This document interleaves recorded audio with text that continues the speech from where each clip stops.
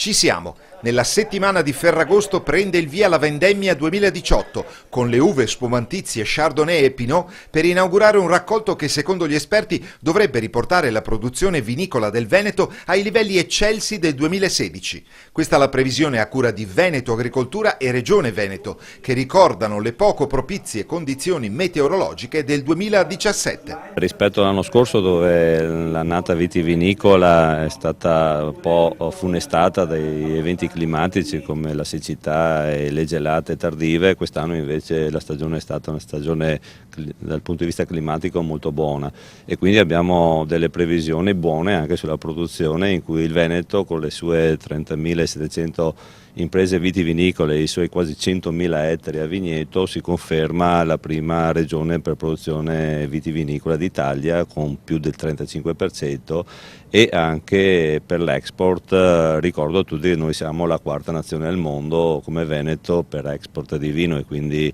avremo un'ottima annata, un'ottima produzione e sicuramente ci attesteremo sui mercati in maniera ancora più forte. La crescita dell'esportazione ha superato i 2 miliardi di euro per quanto riguarda il Veneto verso l'estero. I paesi principali sono gli Stati Uniti, la Francia, la Germania, l'Inghilterra sicuramente, e il Veneto ha una posizione dominante. Dopo la Francia, l'Italia e la Spagna c'è il Veneto, quindi è una posizione sicuramente importante.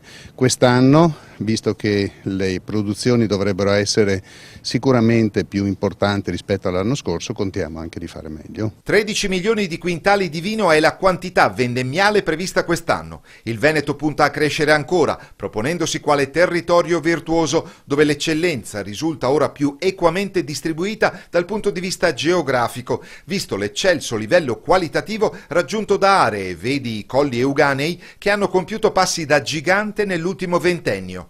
Come dire, non solo Amarone e Prosecco, che rimangono giganti assoluti, ma un'offerta generale davvero straordinaria nel segno di un'agricoltura rivolta al futuro, sempre più attrattiva per le nuove generazioni, in un mercato dove il Made in Veneto, o meglio il fatto in Veneto, risulta una certificazione assoluta anche a fronte della agguerrita concorrenza sleale, che non può comunque misurarsi con la denominazione di origine controllata o controllata e garantita.